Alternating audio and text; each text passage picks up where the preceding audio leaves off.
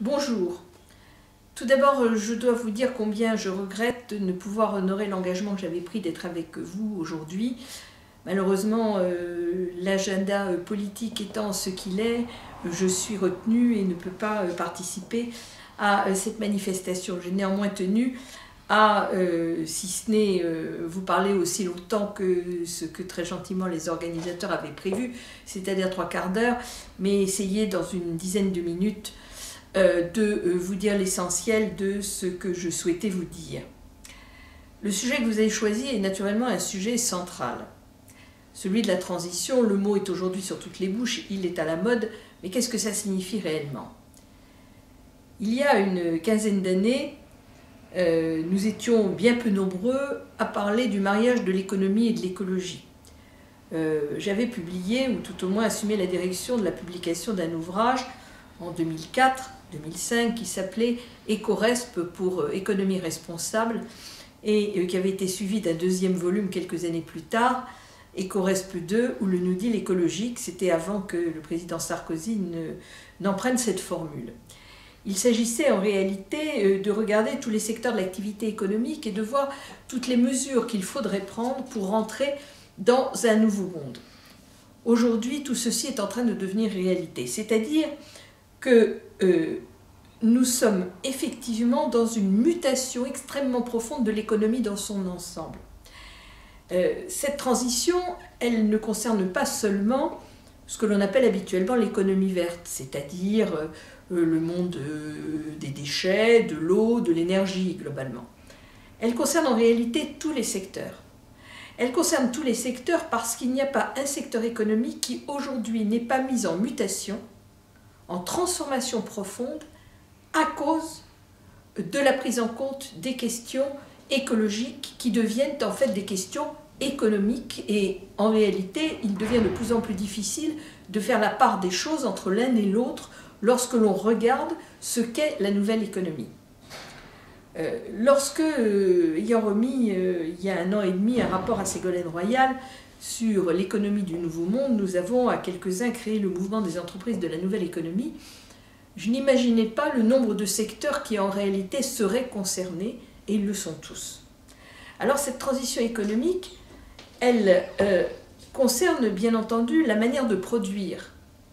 Manière de produire, c'est-à-dire tout ce que l'on appelle l'éco-conception, mais avant même l'éco-conception, c'est-à-dire la conception d'un produit en fonction de son cycle de vie et de la manière dont il pourra ensuite être réutilisé ou être utilisé dans sa partie matière première, il y a la conception même d'un produit. C'est-à-dire comment faire pour s'inspirer de ce que la nature a su si bien faire pour inventer de nouveaux produits qui vont être beaucoup plus légers, qui vont être sans impact sur l'environnement, voire favorables à l'environnement, et qui vont être d'une très grande efficacité. C'est tout le mouvement que l'on appelle le biomimétisme, c'est-à-dire l'inspiration à partir de mécanismes naturels pour fabriquer pour créer des technologies, fabriquer des produits. Un exemple parmi beaucoup d'autres, le Kevlar, qui est donc un matériau extrêmement solide, qui a été fabriqué à partir d'une réflexion sur la manière dont fonctionnait la toile d'araignée. Il y a aujourd'hui énormément de matières premières, de matières tout au moins, pas vraiment premières, secondes plutôt, qui sont fabriquées en s'inspirant précisément des écosystèmes naturels. Donc le biomimétisme qui permet d'aller vers de nouveaux types de produits, de nouvelles technologies, l'éco-conception qui permet de penser le produit du berceau à la tombe et de la tombe au berceau, l'économie circulaire bien sûr dont on parle beaucoup aujourd'hui, qui consiste à faire en sorte que toute la matière première utilisée dans un produit puisse être réutilisée de manière quasi indéfinie dans différents produits. Ce n'est pas une idée tout à fait nouvelle.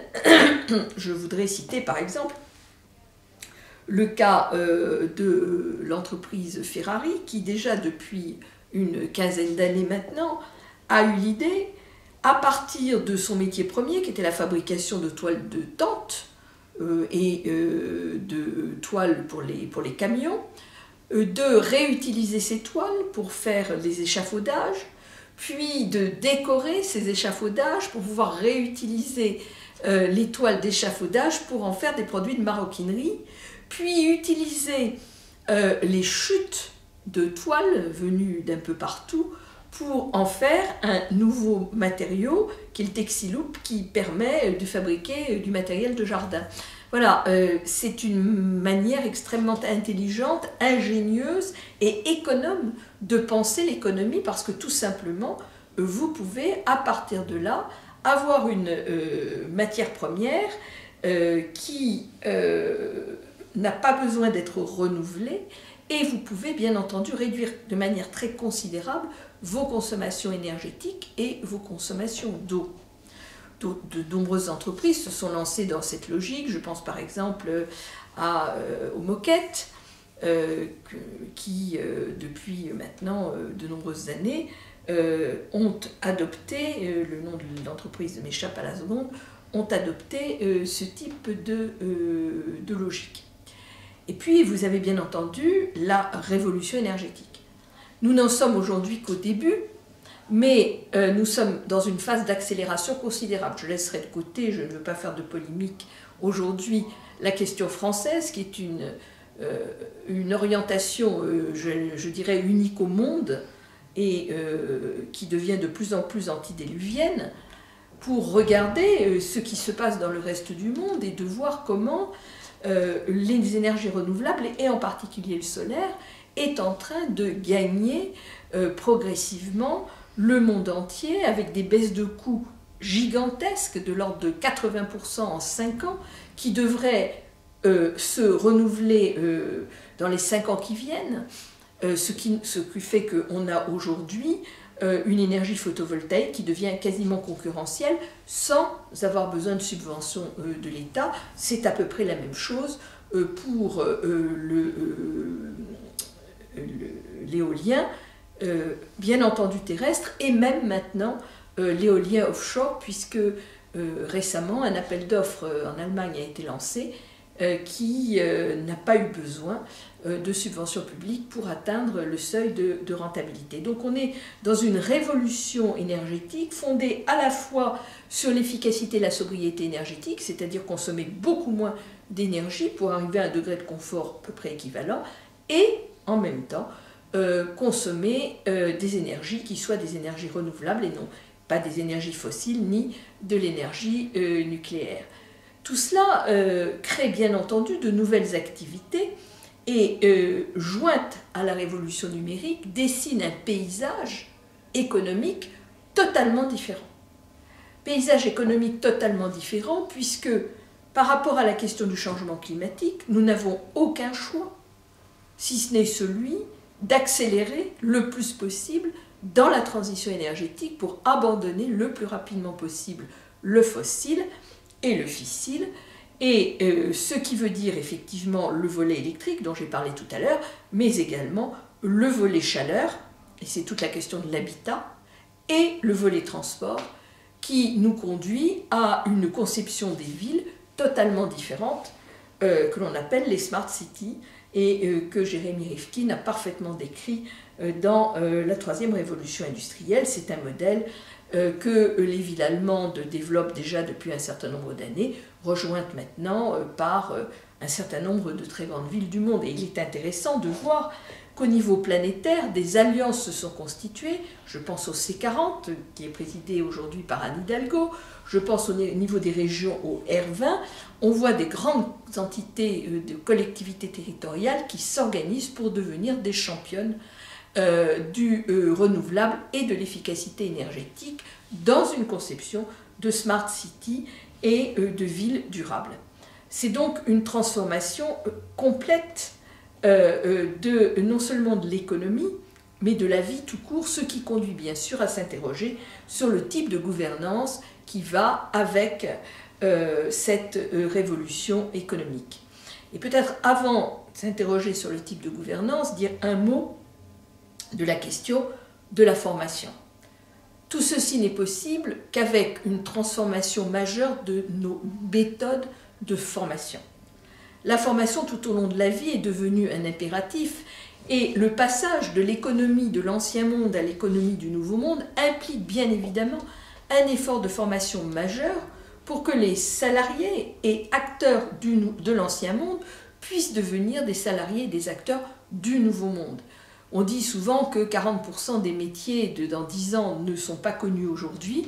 Comment faire en sorte que les personnes que nous formons aujourd'hui, jeunes ou moins jeunes, puissent accéder à ces métiers du nouveau monde? C'est évidemment tout l'enjeu. Et j'en viens donc à la question de la gouvernance. Comment concevoir une gouvernance dans ce nouveau monde économique qui, à la fois, ne souffre pas de naïveté, parce qu'il n'y a pas que le sujet dont je parle aujourd'hui qui est un sujet marqueur, il y a aussi toutes les questions liées à la sécurité et au terrorisme, auxquelles il faut évidemment que les États répondent, mais il y a cette nouvelle organisation qui ne peut être que profondément décentralisée pour répondre à la transformation de l'économie. D'une certaine manière, c'est à la fois une organisation très décentralisée, c'est-à-dire dans laquelle les citoyens et les collectivités territoriales deviennent les acteurs principaux de cette transition, avec bien sûr les entreprises, mais des entreprises territorialisées, c'est-à-dire revues à un niveau local, et des entités régionales au sens supra-étatique du terme, c'est-à-dire qui regroupent des collectivités d'État qui s'organisent dans de grands marchés qui eux-mêmes sont porteurs de cette transformation. C'est évidemment l'exemple de l'Union européenne, car on imagine mal aujourd'hui une France ou une Allemagne hors de l'Union européenne, et les Anglais, je pense, vont payer extrêmement cher le Brexit, mais c'est également le cas dans d'autres parties du monde. Je laisse à part le cas des États-Unis sous Trump, qui veulent visiblement se détacher le plus possible des unions qui avaient été contractées avec le Canada, le Mexique, mais par exemple au niveau du continent africain, des organisations sont également en train de se mettre en place pour précisément intégrer cette transition, gérer l'électrification en allant vers un système assez proche de celui qui a été utilisé par la téléphonie, c'est-à-dire en passant directement au modèle le plus moderne, c'est-à-dire le téléphone portable, et en oubliant les infrastructures autour du téléphone fixe pour l'électricité. Ce sera probablement le même genre de modèle. Donc, une nouvelle organisation du monde qui, à la fois, pousse sur la décentralisation et l'autonomie, favorise des entités régionales et exige une gestion planétaire des problèmes planétaires. On l'a vu avec l'accord de Paris et la question du climat. Il y a d'autres sujets sur lesquels il faudra aller vers ce type de gestion planétaire. Je pense à la question des produits chimiques, où nous avons besoin d'un GIEC de la chimie comme il existe un GIEC du climat, très probablement. GIEC de la chimie, intégrant bien entendu la question des pesticides et des perturbateurs endocriniens, et qui donc nous conduit aux questions alimentaires et de santé que je n'ai pas traitées précédemment, mais qui font bien entendu totalement partie de la question de la transition, en particulier la question de l'agriculture, qui va avoir un rôle de plus en plus important pour une raison très simple. D'abord, c'est que nous sommes 7,5 milliards, nous serons probablement 10 milliards, qu'il va falloir nourrir avec des méthodes beaucoup plus proches de celles de l'agriculture biologique que de l'agriculture hyperchimique, que l'agriculture va devenir de plus en plus une source de matières premières pour l'industrie, avec le développement de la chimie verte, la chimie végétale, et qui en même temps a un impact absolument majeur sur toutes les questions de changement climatique. Et donc, le sujet agriculture redevient un sujet majeur, non seulement dans les pays en développement, mais même dans les pays hyper développés. Voilà, donc c'est une très grande transformation. Nous n'en sommes qu'au début, mais ce qui est intéressant de noter, c'est son accélération. Cela va en définitive très vite, et même si les vieux pays sont un peu récalcitrants et avec parfois des retours en arrière, comme on le voit actuellement aux États-Unis, eh bien, on voit aussi que les populations, la société civile se mobilisent considérablement pour pousser dans cette direction, parce que nous sommes très nombreux à avoir compris que non seulement c'était l'intérêt de chacun, de ses enfants, de ses petits-enfants, du monde dans lequel nous vivons, mais c'était le sens de l'histoire. Merci de votre attention.